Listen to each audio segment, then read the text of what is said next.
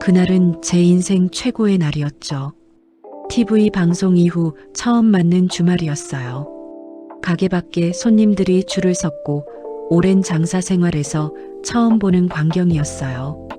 문을 열자마자 테이블이 가득 찼고 전화는 쉴 새 없이 울렸어요. 예약 문의, 영업시간 문의, 메뉴 문의.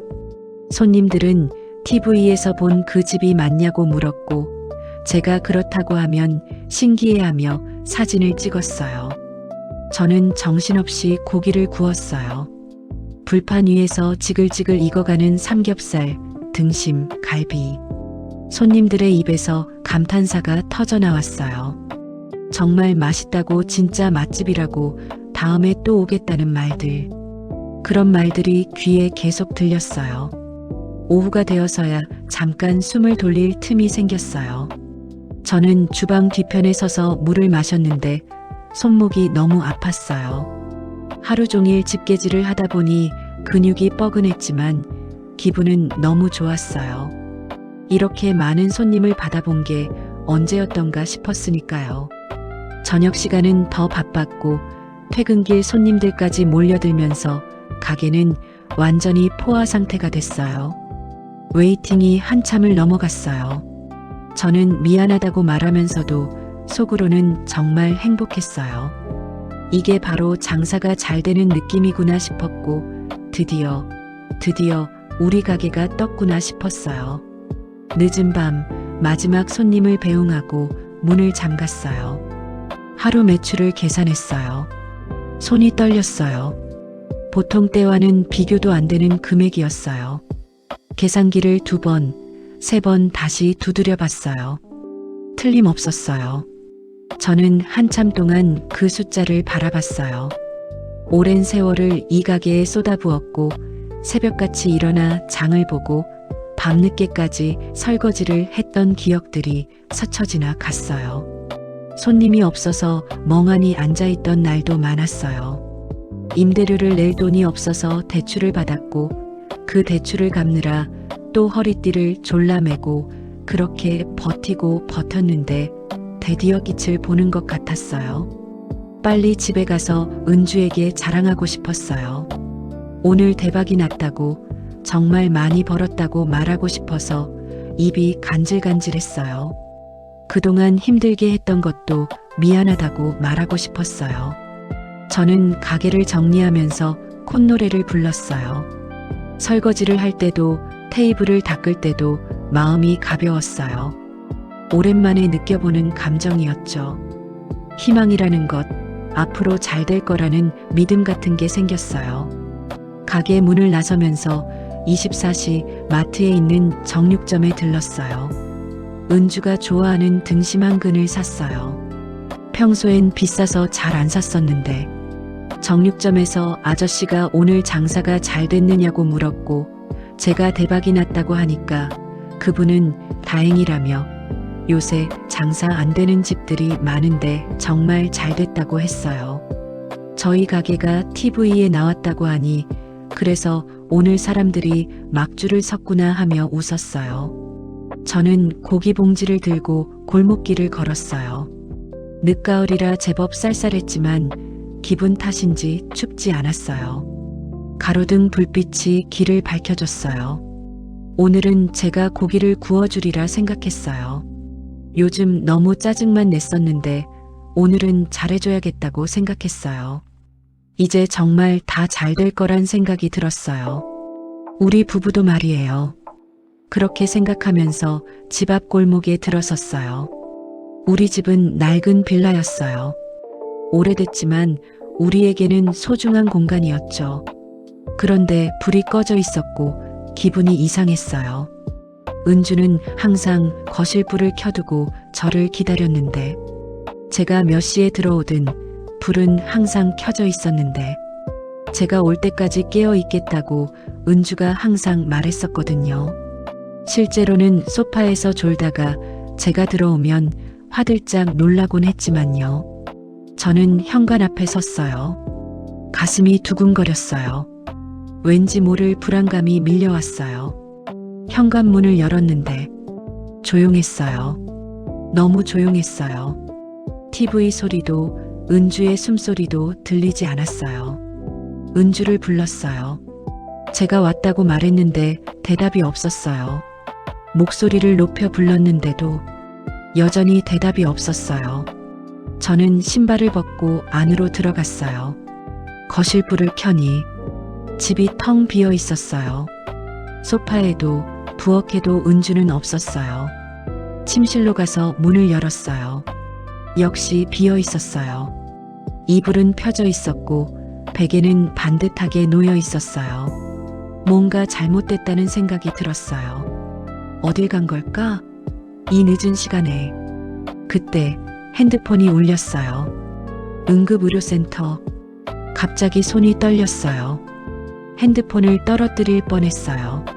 저는 통화 버튼을 누르고 전화를 받았어요. 상대방이 제가 김은주의 보호자가 맞느냐고 물었고 무슨 일이냐고 물으려는데 그분이 김은주가 현재 응급실에 있다고 말했어요. 빨리 와야 할 것 같다고 상태가 좋지 않으니 서둘러 달라고 하면서 전화가 끊겼어요. 저는 그 자리에 멍하니 서 있었어요. 손에 들고 있던 고기 봉지가 바닥에 떨어졌고 봉지가 찢어지면서 핏물이 바닥에 번졌어요. 아니라고, 제발 아니라고 생각했어요. 저는 달리기 시작했어요. 계단을 내려갔어요.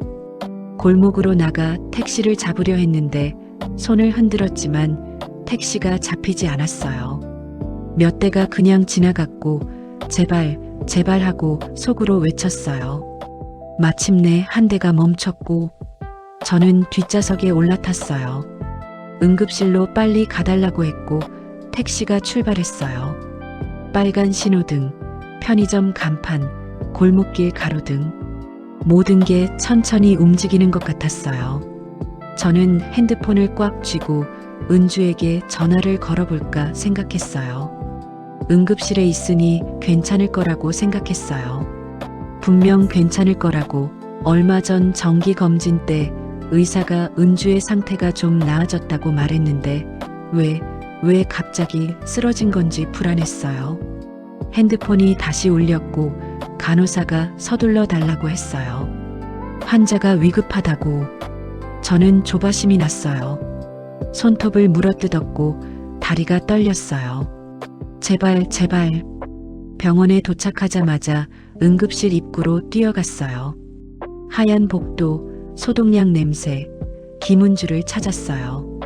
한 간호사가 다가와서 제가 보호자냐고 물었고 잠시만 기다리라고 의사 선생님을 모셔오겠다고 했어요. 젊은 남자 의사였어요. 그의 표정이 이상했어요. 무표정했지만 눈빛에 안타까움 같은 게 보였어요. 의사가 복도 한쪽으로 저를 안내했어요. 조용한 곳이었고 창문 밖으로 밤하늘이 보였어요. 의사는 저를 바라보며 환자가 방금 전에 돌아가셨다고 했어요. 세상이 멈춘 것 같았어요. 집에서 쓰러지면서 환자가 119에 신고를 했고 구급차가 도착했을 때는 상태가 많이 안 좋았다고 병원에서 최선을 다했지만 살릴 수 없었다고 죄송하다고. 저는 다리에 힘이 풀려 바닥에 주저앉았어요. 말이 안 나오고 숨이 안 쉬어졌어요. 가슴이 짓눌리는 것 같았어요. 아내를 보여달라고 했어요. 침대가 하나 있었고 하얀 천이 덮여 있었어요. 저는 천천히 다가가 손을 뻗어 천을 걷었어요. 은주였어요. 눈을 감고 누워있는 모습이 잠든 것처럼 평온한 얼굴이었어요. 눈물이 멈추지 않고 계속 흘렀어요. 미안하다고, 제가 너무 못해줘서 미안하다고 말하는데 가슴이 찢어지는 것 같았어요. 간호사가 조심스럽게 다가와 제게 쪽지를 건넸어요. 흐릿하고 떨리는 글씨체. 여보 미안해. 고기는 같이 못 먹겠다. 기다려주지 못해서 미안해. 저는 웃었어요. 눈물이 흐르는데 웃음이 나왔어요. 미친 사람 같다고 중얼거렸어요. 이렇게 아픈데 왜 이런 메모를 썼는지 알 수가 없었어요. 왜 자기가 미안해하는지, 못해준 건 저인데. 저는 쪽지를 가슴에 안고 은주를 다시 바라봤어요. 왜 혼자 가느냐고 물었어요. 제가 잘해주지도 못했는데 왜 혼자 가느냐고. 오래전 가을이었어요. 대학교 축제날 저는 생맥주 부스 앞에서 친구들과 떠들고 있었어요. 음악이 시끄럽게 울렸고 친구가 맥주를 한 잔 더 마시겠느냐고 물었죠. 그때 한 여학생이 다가왔는데 긴 생머리에 청바지를 입고 있었고 손에 담배를 들고 있었어요. 그 여학생이 불을 좀 빌려줄 수 있느냐고 물었고 저는 주머니를 뒤져서 라이터를 꺼냈어요. 담배를 피우지 않았지만 왠지 모르게 라이터를 가지고 다니는 습관이 있었거든요. 라이터를 건넸고 그녀가 담배에 불을 붙이면서 연기를 내뿜었어요. 담배도 안 피우면서 불은 가지고 다니느냐고 물어서 저는 농담조로 대답했어요. 고기 구워 먹으려고 항상 가지고 다닌다고. 친구들이 웃었고 저도 웃었는데 그녀가 더 크게 웃었어요. 그러면 같이 고기 먹으러 가겠느냐고 자기가 고기를 사겠다고 그러더군요. 친구들이 저를 쿡쿡 찌르면서 가라고 속삭였고 저는 좋다고 했어요. 우리는 축제장을 빠져나와 근처 고깃집으로 갔어요. 테이블이 몇 개 없었고 벽에는 오래된 포스터들이 붙어 있었죠. 불판 앞에 마주 앉아서 삼겹살을 주문했고 그녀가 이름을 물었고 우린 서로 통성명을 하며 어색하지만 설레는 대화를 이어나갔어요. 은주가 집게로 고기를 불판에 올리니 지글지글 소리가 났고 고기가 익어가는 냄새가 좋았어요. 고기가 다 익었고 은주가 한 점을 집어서 제 접시에 올려놓으면서 먹어보라고 했어요. 저는 한 입 베어 물었는데 약간 탄 부분이 바삭했고 고소하고 짭짤했어요. 고기는 약간 태워야 맛있다고 말하는 은주가 귀여웠어요. 우리는 그날 밤 새벽까지 이야기했어요. 은주는 경영학과 학생이었고 졸업 후에 뭘 할지 고민 중이라고 했어요. 저는 컴퓨터공학과 학생이고 취업 준비 중이라고 말했죠. 은주가 제게 뭐가 되고 싶으냐고 묻길래 프로그래머나 평범하게 회사원이 될 것 같다고 대답했더니 재미없다고 하더군요. 그럼 은주 너는 뭐 하고 싶냐고 물었더니 자기 가게를 하고 싶다고. 진짜 맛있는 고깃집을 할 거라며 손님들이 줄 서는 그런 곳을 만들 거라고 말하는 은주의 눈이 반짝였어요. 왜 고깃집이냐고 물었더니 아버지가 고깃집을 하셨다고 어렸을 때부터 자기도 크면 꼭 할 생각이었다고 말하더군요. 저는 고개를 끄덕이면서 좋은 꿈이라고 말했어요. 같이 하지 않겠느냐 물어서 뭘 같이 하냐고 되물었더니 고깃집을 같이 하면 재미있을 것 같다고 하더군요. 저는 농담인 줄 알고 웃으면서 좋다고 했어요. 하지만 은주는 웃지 않고 진지한 표정으로 저를 바라보면서 언젠가 같이 하고 싶다고 말했어요. 그날 이후 우리는 자주 만났고 고깃집에서, 카페에서, 학교 도서관에서 함께하는 시간이 길어졌어요. 저는 회사에 취직했고 은주는 작은 기업에 다니기 시작했어요. 몇 년이 지난 겨울 저는 결심했어요. 한강공원이었는데 저녁이었고 추운 날이었죠. 강물이 얼어붙어 있었고 하늘은 까맣게 어두웠어요. 은주를 불렀고 저는 주머니에서 작은 상자를 꺼내 떨리는 손으로 반지를 껴주며 저와 결혼하겠느냐고 물었어요. 은주는 잠시 말이 없다가 반지를 바라보더니 저에게 우리 고깃집을 하지 않겠느냐고 묻더군요. 무슨 말이냐고 되물으니 결혼하면 고깃집을 하자고 제가 고기를 굽고 자기가 서빙을 하겠다고 하더군요. 무슨 돈으로 하느냐고 물으니 대출을 받으면 된다고, 괜찮다고, 우리가 잘할 수 있다고 말하더군요. 저는 하도 어이가 없어서 웃으면서 미쳤냐고 물었고 미쳤다고 말하던 은주가 밝게 웃었고 저도 덩달아 웃으면서 좋다고 해보자고 대답했어요. 몇 년 후 우리는 작은 가게를 열었어요. 가게 이름은 고기 굽는 집. 간판도 초라했고 테이블도 몇 개 없었지만 우리가 처음으로 함께 만든 공간이었어요. 오픈 첫날 손님이 한 팀 왔는데 고기가 익었고 손님이 한 입 먹더니 맛있다는 말을 했어요. 그 한마디에 모든 게 보상받는 느낌이었어요. 그때까지는 좋았어요. 뭐든 잘 될 것 같았고 신이 났고 힘도 나고 행복했어요.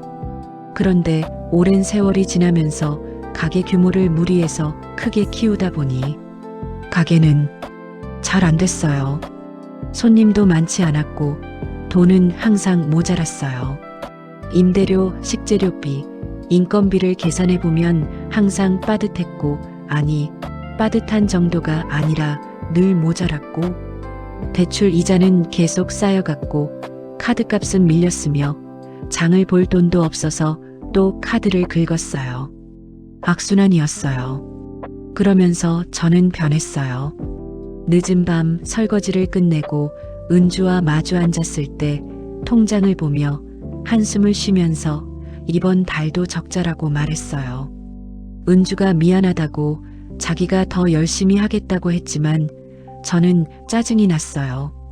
더 열심히 하면 뭐 하냐고, 손님이 안 오는데 무슨 소용이냐고 화를 냈고 은주는 아무 말도 하지 않았어요. 당신이 고깃집 하자고 했잖냐고, 회사 다니면 이런 고생은 안 했을 거라고 그동안에 쌓였던 걸 모두 은주에게 쏟아냈어요. 은주의 눈에 눈물이 고이면서 미안하다고 작은 목소리로 말했고 저는 소주잔을 비우고 침실로 들어가 버렸어요. 그런 일이 한두 번이 아니었어요. 손님이 없는 날이면 저는 은주에게 짜증을 냈고 식재료비가 올랐다고 하면 은주를 탓했으며 대출 이자를 낼 돈이 없으면 은주한테 화를 냈어요. 은주는 항상 미안하다고만 했어요. 자기가 잘못했다고 더 노력하겠다고 말했지만 저는 듣지 않았어요. 아니, 듣고 싶지 않았어요. 어느 날 밤 장을 보고 돌아온 은주가 말했어요. 오늘 한우가 세일이라서 조금 샀다고, 손님들이 좋아할 것 같다고 말했는데 저는 폭발했어요. 한우는 무슨 한우냐고, 우리가 한우 팔 형편이 되냐고 소리쳤어요. 은주가 깜짝 놀라 저를 바라보면서 미안하다고, 세일이라서 싸게 샀다고 말했지만 싸게 산 게 문제가 아니라고, 팔리지도 않을 거라고 말했어요. 은주가 눈물을 흘렸고 저는 그 모습을 보면서도 미안하다는 말을 하지 않고 그냥 밖으로 나가버렸어요. 또 어느 날은 은주가 기침을 하면서 요즘 몸이 안 좋다고 말했어요. 병원에 가보라고 말했더니 은주가 괜찮다고, 돈 아까우니 약국에서 약만 사 먹겠다고 했고 저는 그 말을 듣고도 병원비가 아깝다는 생각만 했어요. 그런데 기침은 계속됐어요. 한 달이 지나도 두 달이 지나도 나아지지 않았고 밤마다 기침 소리에 잠을 설쳤어요. 저는 짜증만 냈어요. 시끄러워서 못 자겠다고 병원에라도 가보라고 말했고 은주가 미안하다고 기침약을 더 먹겠다고 말했어요. 어느 날 은주가 가게 일을 하다가 비틀거렸어요. 괜찮느냐고 물었더니 괜찮다고, 잠깐 어지러웠다고 말하더군요. 그럼 집에 가서 쉬라고 했지만 걱정해서가 아니라 일을 제대로 못할 것 같아서 화난 말투로 말했어요. 은주가 괜찮다고 일하겠다고 말했고 저는 그냥 고개를 끄덕이고 주방으로 들어갔어요. 결국 은주는 혼자 병원에 갔어요. 돌아와서는 그냥 감기라고 약을 받아왔다고 했는데 약봉지가 뭔가 이상했어요. 약 이름이 평범한 감기약이 아니었거든요. 이게 뭐냐고 물었더니 비타민이라고, 면역력을 높이는 거라고 하더군요. 거짓말 같았지만 저는 더 묻지 않았어요. 알고 싶지 않았거든요. 큰 병이면 돈이 더 들 거란 생각만 했어요. 제가 너무 비겁했어요. 은주는 점점 수척해졌어요.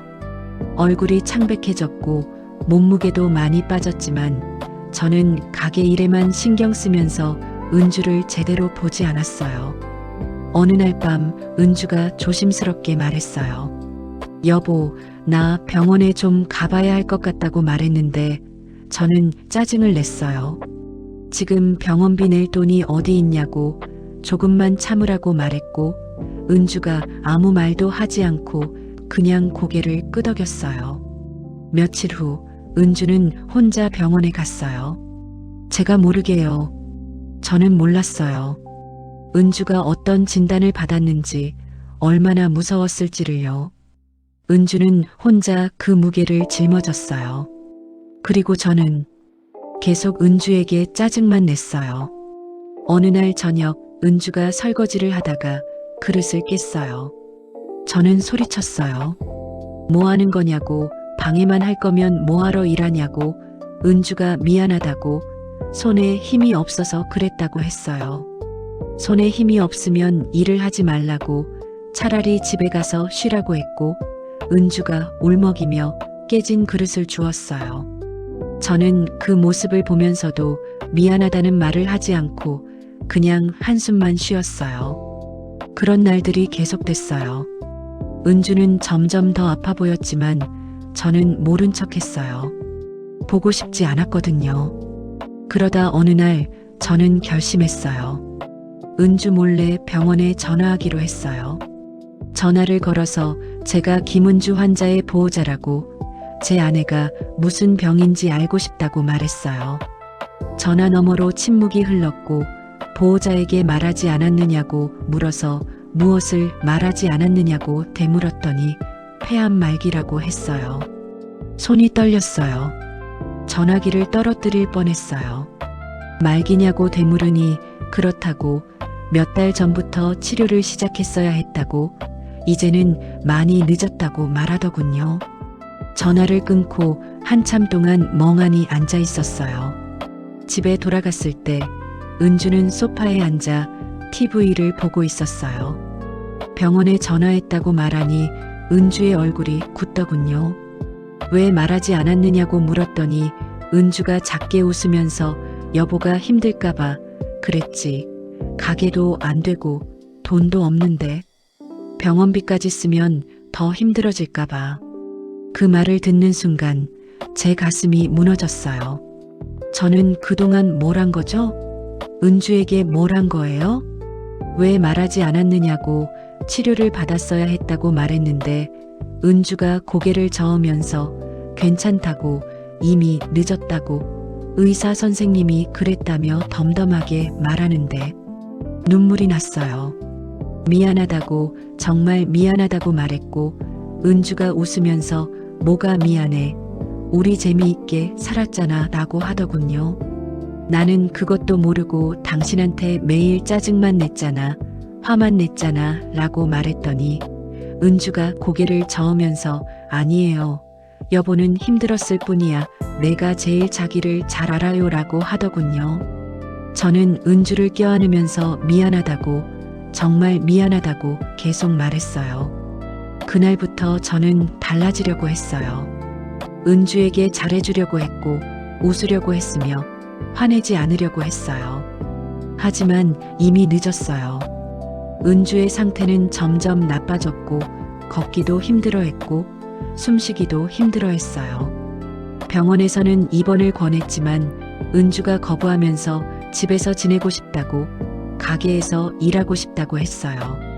저는 은주의 손을 잡고 매일 미안하다고 말했고 은주는 괜찮다고, 행복하다고 말했어요. 그리고 얼마 후 방송국에서 연락이 왔어요.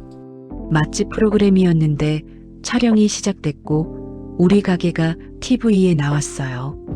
방송 다음 날부터 손님이 줄을 섰고 전화도 끊임없이 울렸어요.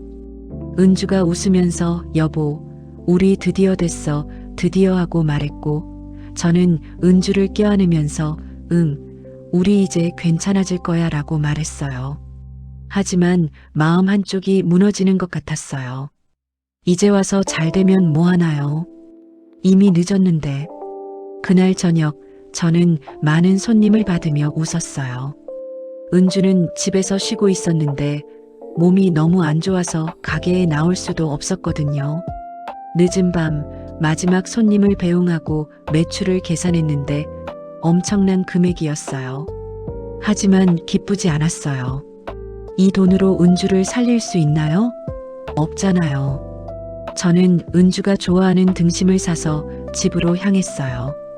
오늘은 제가 고기를 구워주리라고 그동안 못해준 것을 조금이라도 만회하리라고 생각했어요. 하지만 집 앞에 섰을 때 불이 꺼져 있었고 전화가 왔어요. 그렇게 은주를 먼저 보냈어요. 장례를 치르는데 많은 사람들이 왔다 갔고 사람들은 은주가 좋은 분이었다고 안타깝다고 말했고 저는 눈물을 꾹 참으며 고개만 끄덕였어요. 시간이 지나고 저는 가게 문을 열었어요. 불판을 닫고 고기를 준비했으며 첫 손님이 들어와서 고기를 주문받았어요. 고기를 불판에 올리니 지글지글 소리가 났어요. 익숙한 소리였어요. 은주가 처음 말했던 소리였고 고기는 약간 태워야 맛있다고 했던 그 목소리가 들리는 것 같았어요. 고기를 뒤집다가 눈물이 났어요. 손님이 괜찮으냐고 물었고 저는 아니, 괜찮지 않다고 했어요. 새 고기를 올려서 이번엔 제대로 구웠어요. 그날 밤 손님이 다 가고 나서 설거지를 했어요. 물소리만 들렸는데 갑자기 울음이 터져 나왔고 그릇이 손에서 미끄러져 깨졌어요. 미안하다고 말했어요. 은주에게 미안하다고. 왜 그때 잘해주지 못했을까요? 왜 매일 화만 냈을까요? 왜 은주의 아픔을 보지 못했을까요? 돈이 없어서요? 가게가 안 돼서요? 그게 너무 마음이 아프네요. 은주는 매일 미안하다고 말했는데 자기가 잘못했다고 하지만 잘못한 건 모두 저였어요. 은주는 끝까지 저를 걱정했고 제가 힘들까봐 아픈 것도 숨겼는데 그런데 저는 뭘 한 거죠? 화만 냈어요. 짜증만 내고 항상 은주를 탓했어요. 다음 날 아침 해가 떴고 저는 가게 문을 열어서 불판을 닫고 고기를 준비했어요. 고기를 불판에 올리면서 태워야 맛있다고 혼자 말했어요. 아무도 듣지 않았지만 그렇지 않느냐고 은주에게 물었어요. 미안하다고 잘해주지 못해서 미안하다고 사랑한다고 말하지 못해서 미안하다고. 불판 위로 연기가 피어올랐어요. 저는 오늘도 불판 앞에 섭니다. 은주를 생각하면서요. 미안하다고 말하면서요. 지금 가족이 사랑하는 사람이 있는 여러분들은 저같이 후회하는 일이 없었으면 좋겠습니다. 행복은 먼 곳에 있지 않더라고요. 지금 함께하는 사람과 함께하는 일들이 모두 행복이라는 거 늦지 않게 깨달으셨으면 좋겠습니다. 오늘 하루도 행복한 시간이 되시길 바랄게요.